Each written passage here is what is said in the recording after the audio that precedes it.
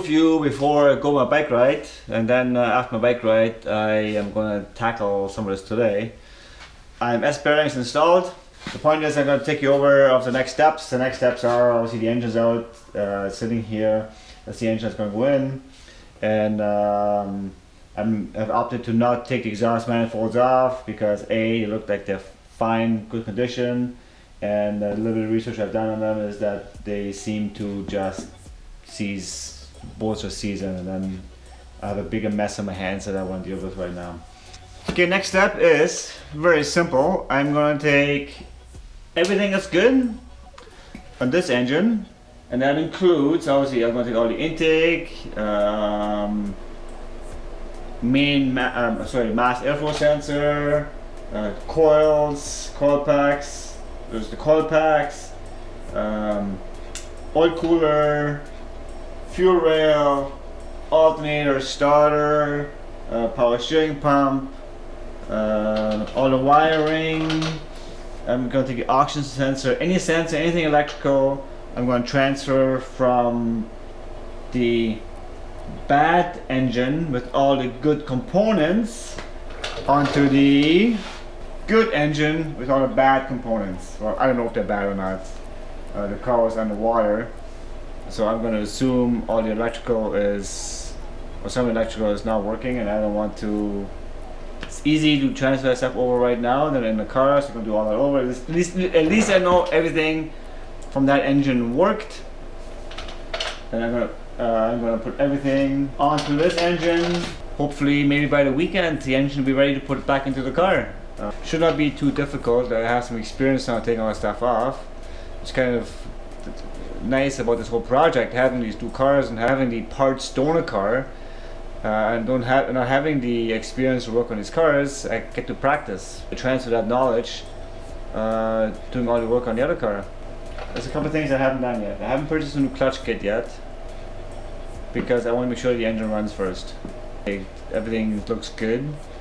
That the engine, there's no reason why the engine should not run. But I want to put the engine into the car, and I want to see it running before I invest any more money into it, right? So there's a possibility that the engine doesn't run for whatever reason. Doesn't look like it. Like I said, the car looks like it was very well maintained, but I have no history on that car or the engine for that matter, obviously. So okay, those are the next steps. All right, so I'll be back.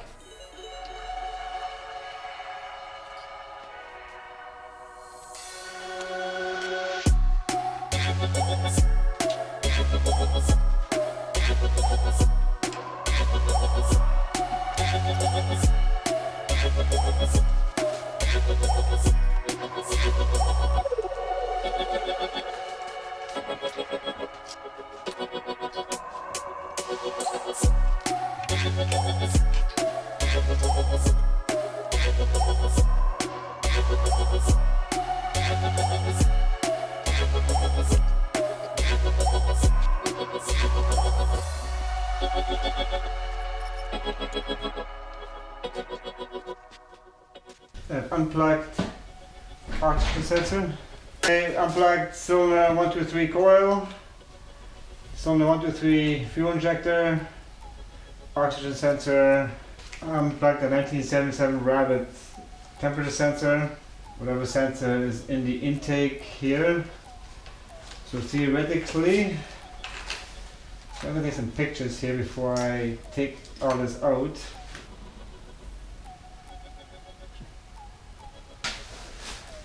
There's a couple of sensors over here that I have to unplug.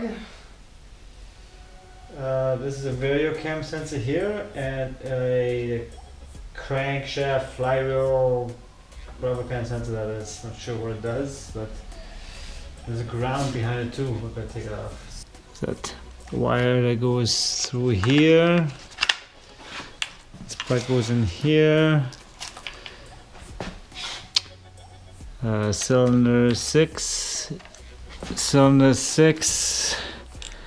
injector coil, 5 injector coil, oxygen sensor go together. Then there we have the cylinder 4 plug, injector. And then if you go on the other side here, there's a ground that goes onto the bracket. This bracket right here. Go to this bracket. Ground goes on top of this bracket that holds the power steering hose. Temperature sensor here. Vario cam.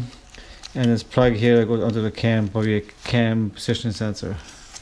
My guess is there's more than one way to take this apart. I'll put it together. Yes, all these big wire cluster here goes through the fuel line here and the intake on top. And all the other wires just kind of drop down for center 4, 5, and 6. I've loosened the 2 bolts. I'm not going to put a fuel rail just yet. What I will do, I'm going to remove or loosen the intake manifold bolts here.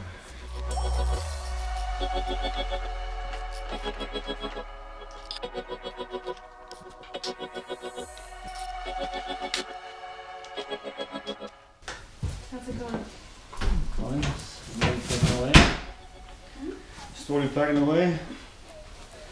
Running out of steam a little bit, to be honest with you. It's 8:45. Yeah, I don't want to work any much longer. I don't want to work at all right now, but it's gonna pick up a few more bolts and see where it takes me. So this is a puzzle that goes together one way, maybe 2 ways, but I suspect that we put this thing together more than once.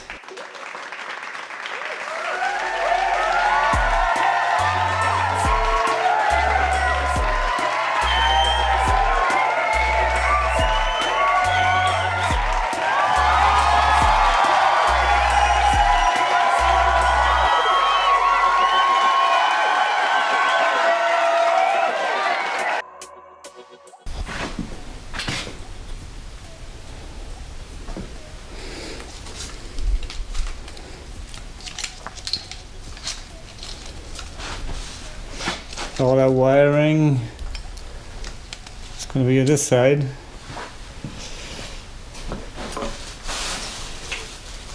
This side obviously. I'm going to mark where it goes. This is on the old neck. That's tomorrow's job. This is the end of the engine teardown video. In the upcoming videos I will be building up the engine that is actually going into the car. And that's going to be fairly detailed. I'm going to do this piece by piece, bolt by bolt, in a hopefully methodical order that is going to make sense and that is going to improve the chances of the car actually running when it is complete. Now remember, I still do not know if this engine actually runs. This is still a mystery, a little bit of a chance and a risk that I'm taking.